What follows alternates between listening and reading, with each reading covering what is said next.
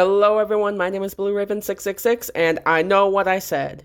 I told everyone, I told you guys, I told myself, everyone, that I would be setting aside all of my usual content this month to focus on spooky stuff. But a lot of people have been wanting to hear my thoughts on Bad Luck Jack, the latest animated short on VivziePop's channel. I do plan on saving a full review of this short until November, and I promise that video will be the first thing that I post after the special is over. But for this installment of this special, I wanted to tie both things together and tell you guys a few of the messed up things that I noticed in Bad Luck Jack. Just as a little disclaimer, I went into Bad Luck Jack knowing absolutely nothing about ZooPhobia, nothing about the comics, nothing.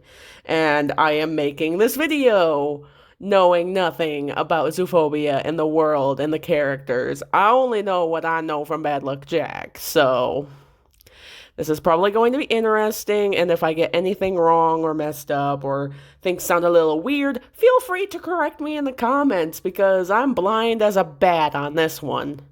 The first thing that I very quickly noticed in this short revolves around Jack's curse. This is basically what this short was about, the character Jack, and the overwhelmingly unfortunate amount of bad luck that plagues his life. Now, I feel like it's one thing if Jack was just an ordinary individual that just tends to be very unlucky, but he states that this is a curse that cannot be fixed. Later on in the video, he basically states that no matter what happens to him, he'll still be alive in the end because that's part of the deal. Deal? Curse? Okay, I know this is a cartoon, and a far more family-friendly one than Has-Been Hotel or Hell of a Boss.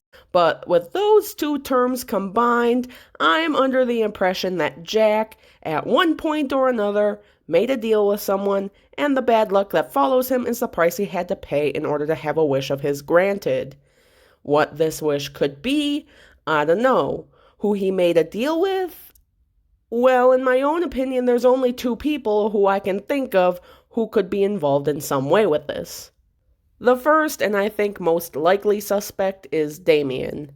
I mean, Damien is hella sus all the way around. He sets the piano on fire that eventually breaks and falls on top of Jack. Of all the characters, he's the only one that has this supernatural dark red aura surrounding him. I mean, something about him just screams deal maker to me. I do know from a few random comics I've seen and the other short that's on VivziePop's channel that Damien is the son of Satan, so maybe that explains it. The second and probably least likely individual to be involved in this whole situation is Rusty. Rusty became a blip on my radar simply due to the fact that he only ever seems to show up around Jack just to inquire about how much bad luck he's had that day. Rusty shows absolutely no concern about what happens to Jack and even gets entertainment out of hearing about what happened to him. I think even the worst bully would at least show a mild amount of concern. I mean, I get it. He's supposed to be the asshole, jock, bully stereotype that picks on the scrawny weakling. But the fact that he just rolls up on Jack to mock him for the amount of bad luck he has is honestly hella sus too. Speaking of Rusty, the second messed up thing I noticed was a small detail that felt implied when Rusty first started picking on Jack at the beginning of the video. What he said was, "Aw, did you leave your lucky rabbit's foot at home?" Rusty, you do realize that Jack is a rabbit, if I'm not mistaken. Like I said, I know this is just a minor detail, but the implication that Jack would purchase and carry around a lucky rabbit's foot would be about as messed up as me going around buying a severed human hand and carrying that around for good luck. That's a fucked up, Rusty. The third messed up thing I noticed in Bad Luck Jack involves Jack's so-called friend, Kayla. Now, don't get me wrong, I like her character, and she does seem to care for Jack to some extent, but what I found was a little messed up occurred when she was bandaging up Zill's hand after he had gotten hurt. Zill tries to explain the situation to her, and she shushes him. Now, the reason why I see this as something that's messed up is because it almost feels like she doesn't want to hear about the bad luck that Jack is plagued with.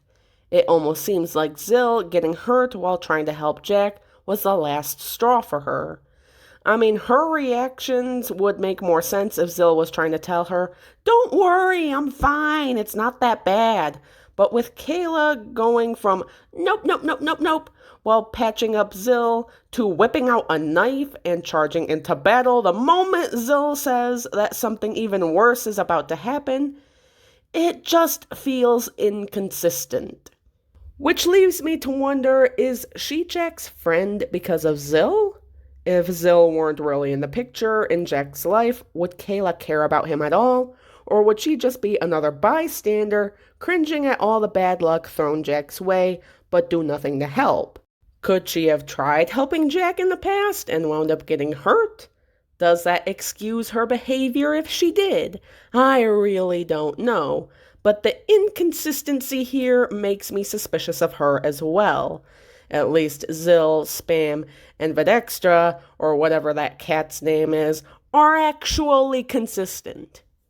The fourth and final thing that I found just a little bit messed up in this ZooPhobia short revolves around the sentience of the monsters in this universe. The moment that Spam started singing, it looked like that monster that was pinning down Jack knew exactly what he said the moment the lyrics, "Not gonna let the monster win," left his mouth. Like the look in his eyes screamed, "Bitch, the fuck did you just say to me?" This little minute detail makes me believe that creatures like this hold just as much intelligence and sentience as our main characters. Which brings me to Zill. I've seen a few people ask themselves what kind of animal he is, and me not knowing anything about ZooPhobia before this short was released, or the world it takes place in, I'm led to believe that Zill is some kind of chimera, another monster type. If this is the case, then what exactly is it that separates Zill from the monster in the woods? Was it the way they were raised? Is there a point of maturity monster types reach to where they go from being civilized members of society to ravenous beasts willing to kill and devour those around them? Somebody with more knowledge about ZooPhobia, help explain, because I've only seen a few stray pages of the comic on Pinterest, and most of them involve Damien. I'm completely lost here. That's all I have for this video, you guys. Thank you for watching. Again, I'll be doing a complete review of Bad Luck Jack after this special is over. I just thought I would give you guys some more familiar content to tie you guys over until the end of this month. My name is BlueRaven666, and I'll see you in the next video. Bye-bye! Okay. I was editing this video, and I'm dying because Jack's face here is priceless. Just fucking screams, "Okay, what the fuck is happening?" I love it.